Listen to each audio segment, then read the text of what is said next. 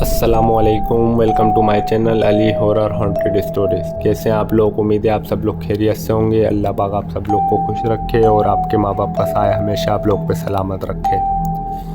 ये मेरी दुआ है और मुझे भी अपनी दुआओं में याद रखा करें। मेरा नाम अली है, मैं आपकी भेजी गई स्टोरीज़ को नरेट करता हूँ।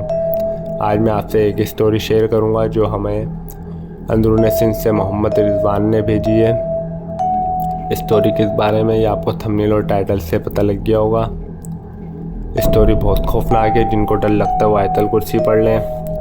चलते हैं अपनी स्टोरीज़ की तरफ। अस्सलामुअलैकुम अली भाई, मेरा नाम मोहम्मद रिजवान है। मुझे आपकी स्टोरीज़ सुनते हुए 3 दिन हुए हैं। आपकी स्टोरीज़ बहुत अच्छी हैं, बस आपकी आवाज़ थोड़ी अटक जाती है, लेकिन आप स्टोरी बहुत अच्छी शेयर करते हैं। आज मैं आपसे जो वाक़या शेयर करने जा रहा हूँ ये मेरा अपना सच्चा वाक़या है। बहुत से लोग यकीन नहीं करते, लेकिन मैं जानता हूँ जो हम सब पे गुजरी है। अब मैं अपना वाक़या शुरू करता हूँ। मेरा ताल्लुक़ हैदराबाद के इलाके इस्लामाबाद के नज़दीक टंडो यूसुफ कब्रिस्तान के रोड के वहाँ से है। मेरे इलाके के वहाँ एक दुकान थी, बहुत पुरानी और कदीम, जो सालों से बंद पड़ी थी। फिर एक मेरे दोस्त ने वो दुकान ली। मालिक इसका दुकान से बहुत दूर रहता था।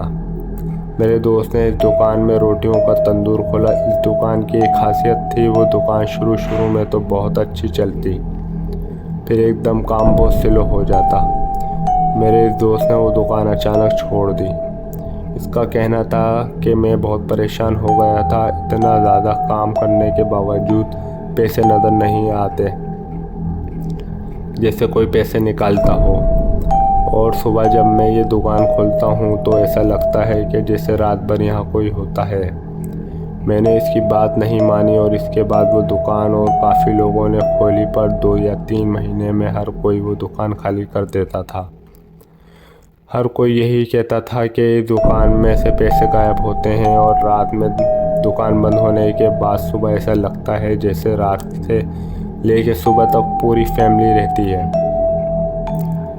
दुकान का हुलिये से ऐसा लगता था सब चीज़ें बिखरी हुई। हम 4 भाई हैं, मैं तीसरे नंबर पे हूँ।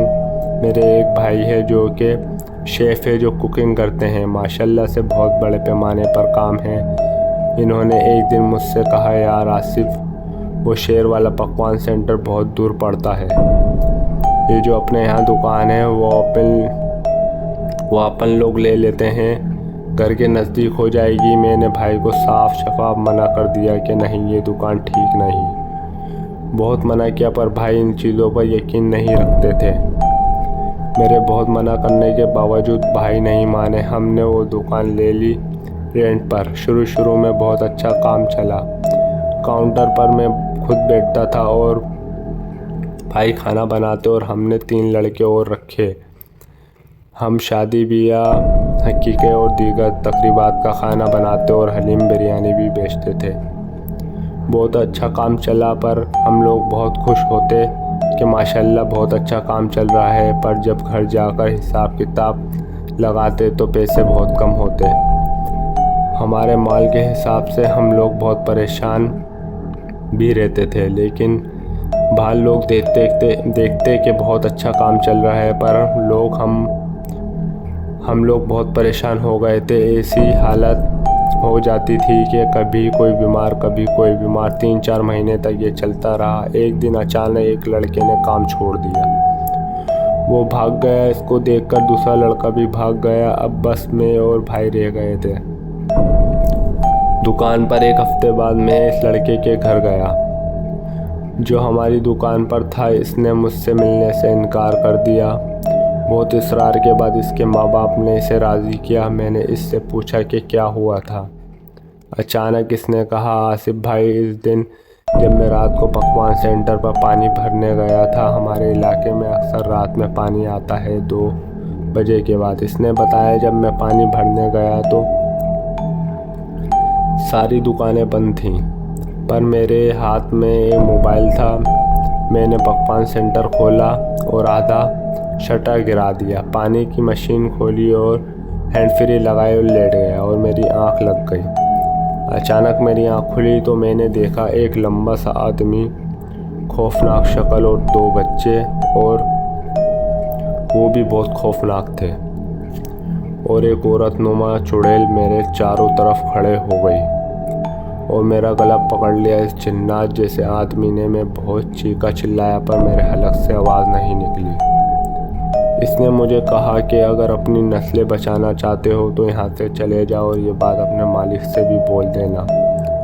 उन्होंने बहुत बुरा मारा और कहा, इस दुकान में मेरा खून है, ये मेरी दुकान है। जिसने मुझे मारकर इस दुकान पर कब्जा किया था, इसे तो मैंने मार दिया।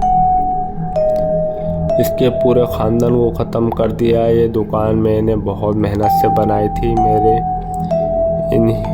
मेरी नहीं तो किसी की नहीं। फिर मैं बेहोश हो गया। कुछ देर बाद मेरी आँख खुली, मैं खड़ा हुआ और वहाँ से भाग गया।